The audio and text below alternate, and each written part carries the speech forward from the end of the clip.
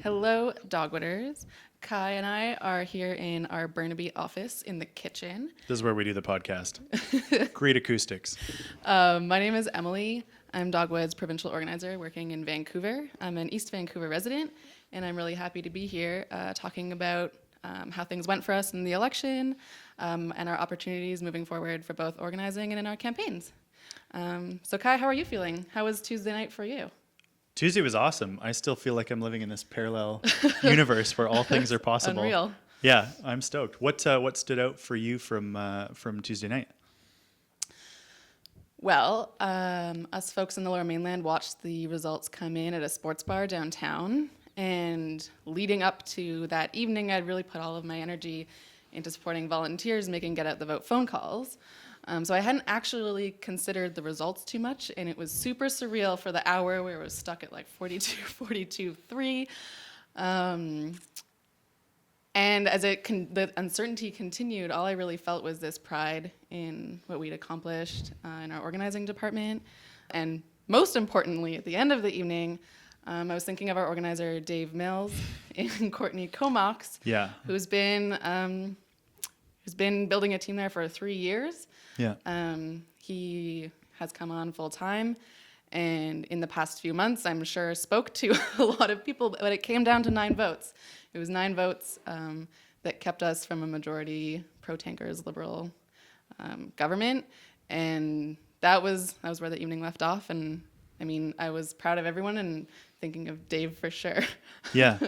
No, I think the Courtney Comox result really demonstrated that idea that every single vote counts. And for me, just thinking about this election, for me, it's really a whole bunch of little individual stories. And there were people in all of these different ridings who made these personal choices to get involved in politics. And if any of those individual people hadn't made that choice, the outcome on that night would have been different. So Dave's a great example.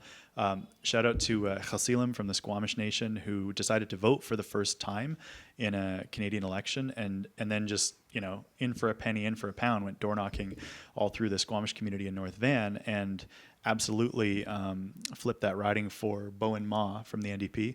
I also want to mention Adam Olson, my alternate MLA for Main Island, who got involved in politics, took a second crack at this, and became another strong Indigenous representative in the legislature.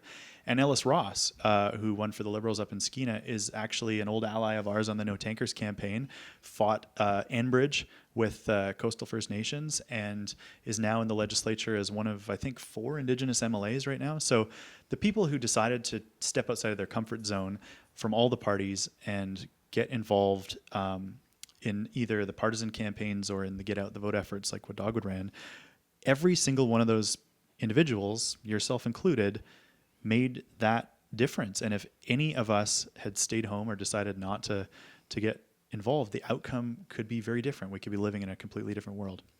So yeah, I don't know. What next steps would you suggest to folks that are now coming down off of that emotional high of watching the results? And yeah, what are you telling your people? Totally. I think our most important next step is to take advantage of the opportunity of 2 weeks without an official government call to regroup. I know a lot of Dogwooders put a ton into this election, both with us and in other campaigns, and I think it really is an opportunity to chill out. And then thinking about those next steps, a lot of new people came out and made calls with us. So there's an opportunity to, in every moment, to organize, to strengthen our teams across the province, have the one-on-one conversations about how there are opportunities on every team, and nonpartisanship is super important right now. Mm-hmm. We went into the election with tons of uncertainty, not really sure what was going to happen, but it's really clear that moving forward, no matter what happens in the government, having an organization with trusting relationships is a really important next step. So I would say teams can be having those one-on-one conversations and also team meetings. Yeah, celebrate. I don't know. I'm hearing people who are anxious or upset about the outcome, and from Dogwood's perspective, I mean, things could not possibly be better. We have a pathway to kill Kinder Morgan, to stop thermal coal, and to get big money out of politics, no matter what the seat count is now. It doesn't matter what happens in those absentee ballots, those recounts. We have a strategy to go forward. So why don't you tell us more about that, Kai? Where do you see opportunities on our campaigns? Yeah, no, it's true, because people are surprised when they're like, but if the Liberals get a majority. No. Whatever happens now, because of the work that you did leading up to the election, even if it's 45 seats, technically in favor of Kinder Morgan, that thing's not going through. So first things first, banning big money. We've made this our focus over the last year. We had a retreat in January 2016 where we decided to make this our major campaign over the course of this last year. And all three parties are talking about it now. And that's the amazing thing, is that is going to be the first priority of any government, be it NDP or Liberal, with the enthusiastic support of the Greens. The first thing they have to do is get corporate and union and foreign money out of politics. And what that does is it completely changes the game for our other campaigns too. Because once you remove the influence of the unions on coal and the corporations on tankers, our other campaigns become much easier to win. We're removing this political block that levels the playing field and makes all of our other campaigns easier to win. So that is going to transform British Columbia. I don't know if we're ready to live in a province, because it's just the water that we swim in and the air we breathe, right? Corporations have run this province since before it was part of Canada. And for that direct influence to be taken out of the political system is going to be transformational, and that is going to be the first priority of any government of any stripe taking power after the recounts. On the tankers front, if a pro-tanker majority manages to hang on by 1 seat or 2 seats, never mind the fact that their government will fall if somebody takes too long in the bathroom or gets, a parking ticket. We have a clear plan to stop Kinder Morgan, and together with the Union of BC Indian Chiefs, even if they try to force that project through this year, we are going to table legislation and take that to the people of BC through an initiative that will give the province the power to stop Kinder Morgan. We have constitution-proofed it with our lawyers, and we are confident in the strategy and in the legislation we've drafted. And so worst case scenario, if Kinder Morgan tries to build this year, it ain't happening. We're going to block those permits. And then on coal, coal is this amazing story in this election, because we thought we were going to have to wait until after the vote and then bring up this issue with whoever won. And instead it became this big part of the campaign. And I know people were kind of shocking. I don't think many people knew how to react. Yeah. It came out of left field. It didn't come from the party. Well, the truth is, were expecting. We put that policy on Christy Clark's desk 2 years ago, and they've resisted our calls for health impact assessments. They've resisted the idea of a levy.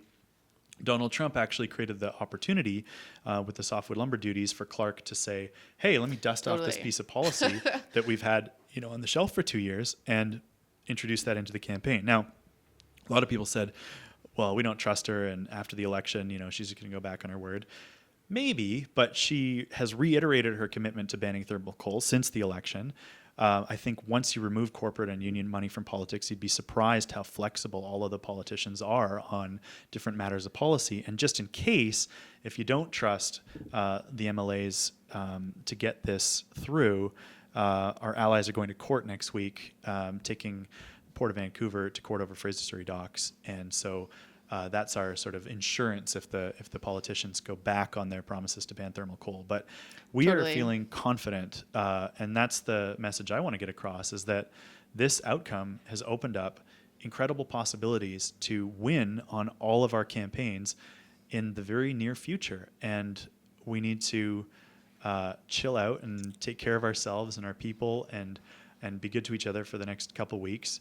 We'll see where the chips fall, and then we have a strategy ready to go on all three of our campaigns, and it's going to be fun. It's going to be really fun. So, next steps in organizing will be at the courthouse for that coal date, and taking a breather and regrouping and building the trust that makes us so powerful. Yeah, you want to talk more about that? Sure. What Dogwood does in organizing is build our community connections and bring our teams to meet with candidates and MLAs, and it creates the trust in the community and also with our elected officials that we really that there is a voice for these issues, and that we're an organization that can be trusted. And I think, especially at moments like this, it just reinforces my belief in nonpartisanship. So the one thing about this unique hung parliament that we find ourselves in is that no matter what, the way that policy is going to get made and the way that we're going to achieve wins on these issues is if the leaders can figure out a way to trust each other enough to cooperate. So everything works if they cooperate. Everything falls apart if they don't. And right now, I think the most important thing we can do at the grassroots level is to model that behavior at the micro scale, at the riding level in our own conversations, and give an example for our leaders of the kind of gracious and collaborative policy conversations that we're going to need to have. I don't know if that's workable at the riding level, but Totally. I think we're in a position of strength. A lot of Dogwood volunteers have been practicing their nonpartisan spiels for a while, and I think it does model that trust that we are both a place for communities and for elected officials to come, because they know we've been having conversations based on ideas and values. And I know sometimes that's hard at certain moments, but I know that it is a powerful place for us to be in right now, and we're definitely capable of it. yeah, there was a lot of pressure during the election to endorse candidates or to come down on one side of the vote splitting debate or another, and we didn't. We stuck to our guns, and so now we're in the position where we are a fair broker that can talk policy with all of the parties now in the legislature, and that's an incredibly powerful place to be. And we wouldn't be here if you hadn't stuck it out and kept focused on the issues and on getting people out to vote, because the outcome was one that nobody could have predicted. No one.